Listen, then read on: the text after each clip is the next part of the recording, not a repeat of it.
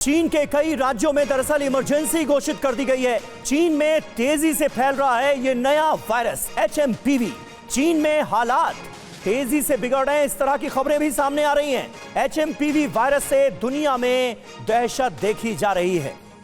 तो एक बार फिर चीन से एक ऐसा वायरस पनप रहा है जो दुनिया को मुश्किल में डाल सकता है, इसकी आशंकाएं जताई गई हैं। लेकिन हकीकत क्या है, सच क्या है, ये आज हम जानने की कोशिश करेंगे। लेकिन फिलहाल चीन के कई राज्यों में इस वायरस के फैलाव को लेकर इमरजेंसी घोषित कर दी गई है और जानकारी यह भी सामने आ रही है कि इस वायरस के मरीज बढ़ते जा रहे हैं चीन के अंदर। और आपको बता दें कि HMPV की दहशत है और चीन में इमरजेंसी जैसे हालात हैं, बेड नहीं है अस्पतालों में और अभी भी ये सिचुएशन बहुत ज़्यादा टेंस्ड होती चली जा रही है। इमरजेंसी का ऐलान किया गया, आपको बता दें कुछ डिटेल में अभी हो क्या रहा है। मरीजों की संख्या बढ़ने के बाद ये फैसला लिया गया। भारत सरकार अब बिजनेस शुरू करने के लिए दे रही है 20 लाख रुपए तक का लोन, वो भी बिना किसी गारंटी के। ज्यादा जानकारी के लिए अभी डाउनलोड करें फ्रीडम ऐप। इमरजेंसी जैसी स्थिति का ऐलान कर दिया गया। तेजी से बढ़ रहे हैं नए वायरस के मरीज। चाइल्ड वार्ड जो है, चाइल्ड वार्ड में सबसे ज्यादा मरीज देखे जा रहे हैं। अब वायरस को क्या चीन छिपा रहा है? जैसे कोरोना को छिपाया गया था, क्या अब इस वायरस को भी चीन छुपा रहा है? सांस संबंधी सामान्य बीमारी बताई जा रही है चीन की ओर से।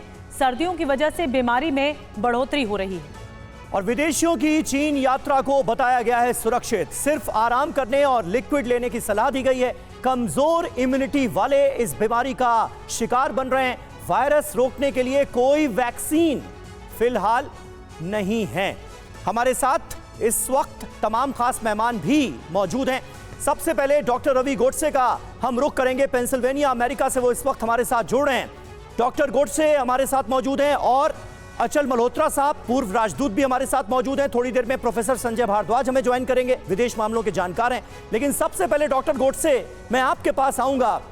दरअसल हकीकत यह है कि चीन की बातों पर कोई भरोसा नहीं होता। चीन से जो खबरें सामने आती हैं उसमें क्या सही है क्या गलत है ये कोई पता नहीं लगा पाता और इसलिए आशंकाओं का बाजार गर्म हो रहा है कि कहीं ये वायरस HMPV वायरस भी कोरोना जैसा हाहाकारी रूप तो नहीं दिखाएगा। असलियत है क्या सर आपके हिसाब से? यकीन लाए जो क्या लाए, जो शक लाए तो क्या लाए, कि बातों से तेरे सच झूठ का इम्कान नहीं होता। तो चीन क्या बोलता है हम ध्यान नहीं दे सकते, लेकिन अगर चीन डर रहा है तो फिर शायद और ध्यान देना पड़ेगा।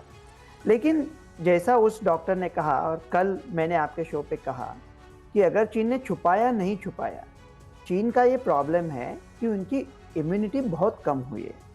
इम्यूनिटी हम सबसे ज़्यादा बचपन में सीखते हैं। 6 महीने की उम्र के बाद जब बच्चा ब्रेस्ट फीडिंग का बच्चा बंद होता है, ब्रेस्ट फीडिंग सबसे अच्छा है क्योंकि 6 महीने तक ब्रेस्ट फीडिंग से बच्चे को माँ की इम्यूनिटी मिलती है। तो माँ जिस डिसीज़ों से इम्यून है वो बच्चे को भी मिलती है। 6 महीने के बाद बच्चा खुद सीखने लगता है, वो बेस्ट टाइम है। जो बच्चे चीन में पैदा हुए मार्च 2020 के बाद, वो बच्चों ने इम्यूनिटी देखी ही नहीं है, इसलिए उनकी इम्यूनिटी बहुत कमज़ोर है। और अगर आपने देखा तो ये सब केसेस बच्चों में है। जो कहते हैं कि बुजुर्गों में, पहले तो मैंने 65 साल के लोगों को, ऊपर के लोगों को बुजुर्ग करना बंद कर देना चाहिए। मतलब ऐसा नहीं कि मेरी उम्र उस तरफ बढ़ रही है, लेकिन अभी काफी लाइफ एक्सपेक्टेंसी बढ़ चुकी है। क्या हम लोग बोलते हैं कि 65 साल के बुजुर्ग नहीं है? 65 कोई बुजुर्ग नहीं है, 85-90 हो सकता है। ये अच्छी बात कही। और इम्यूनिटी कम वाले जो लोग हैं उनमें भी ऐसा एडमिशन वगैरह नहीं हो रहा है, सिर्फ बच्चों में दिख रहा है। और ये इम्यूनिटी की कमी की वजह से है। शायद हम ये न्यूज़ नहीं ना देखते तो ठीक रहते। वो कहते हैं ना, ज्ञान में ताकत है लेकिन अज्ञान में सुकून है। कभी कभी सुकून अच्छा है। बहुत बड़ी बात बोली डॉक्टर गोडसे कि कभी कभी नहीं पता होना भी बहुत कुछ सरलता दे देता है, या फिर अज्ञानी रहना भी ठीक है, सुकून तो मिलेगा कम से कम।